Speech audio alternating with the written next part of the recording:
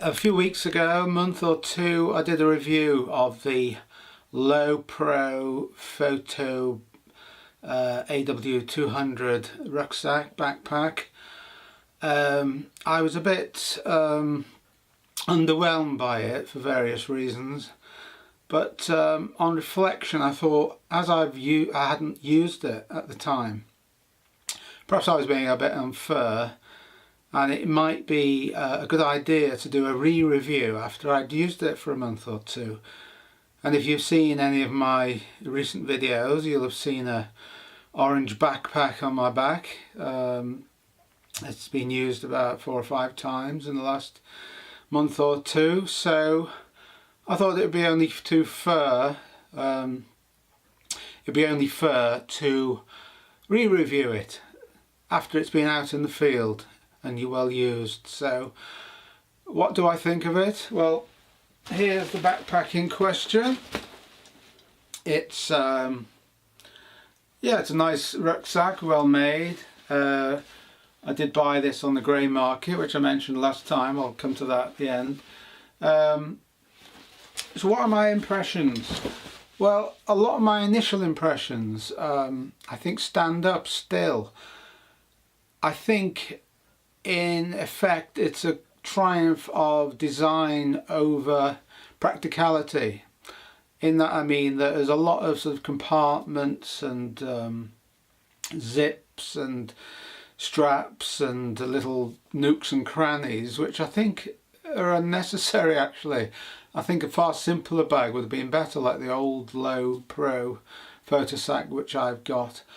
That just has a bottom compartment where the camera and the lens goes, and the top compartment where you can pack everything in accordingly. This one has, well, it has, as I showed last time, the side compartment where the camera goes in here. There's a top compartment which is in 2 stages. It goes down the front. There's a top bit.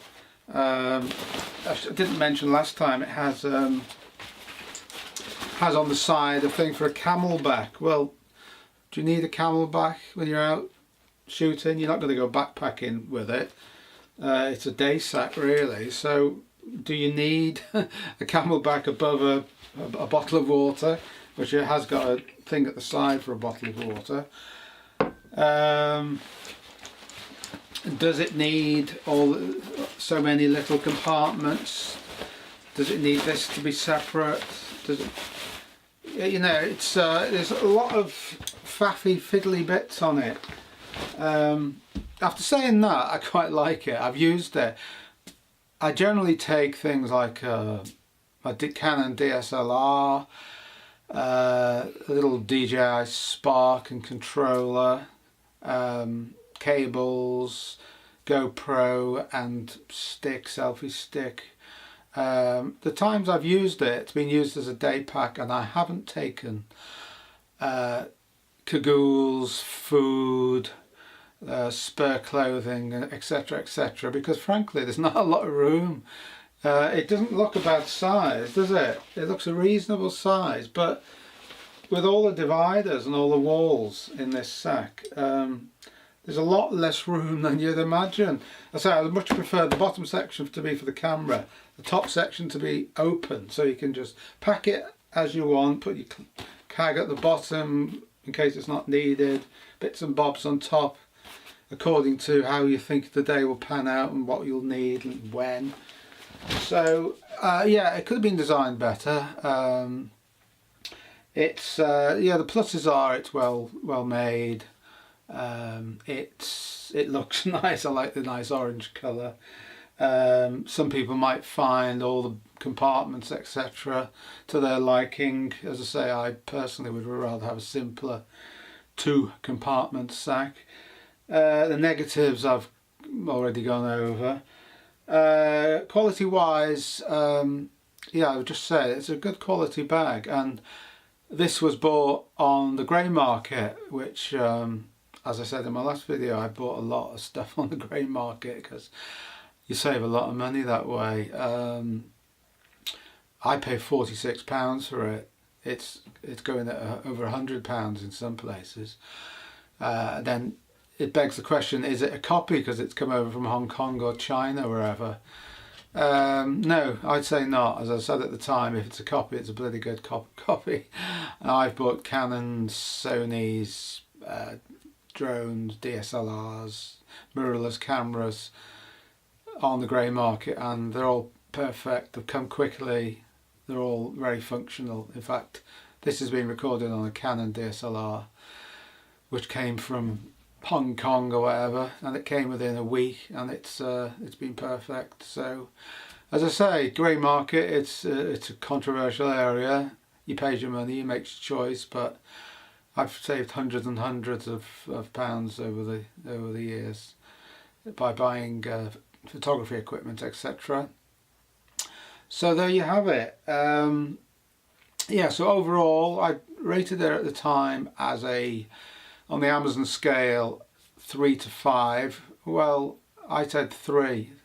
3 at the time, 3 out of 5. Maybe 3.5. Yeah, it's certainly not a 5-star rucksack. It does the job. It's not a very big sack, it's a day sack. If you're just taking your photo gear, that's fine. If you want to take loads, if you're in winter and you want to take loads of extra clothes, loads of food, a cooker, a little stove, etc., you'll struggle to get it in actually, because it's a lot smaller than it looks. So thumbs up, thumbs down, thumbs slightly up. So that's my fair and honest objective reappraisal of the Canon the Lowpro AW200 Photosack. If you want one, they're out there at various prices, but if you Google shopping, go in the shopping column, you'll find a lot of people selling them a lot cheaper than the main suppliers, like Jessop's and Amazon and PC Currys. So my advice would be shop around, or if you've got loads of money and you don't mind splashing out, splash out. So I hope you found this helpful, and thanks for watching.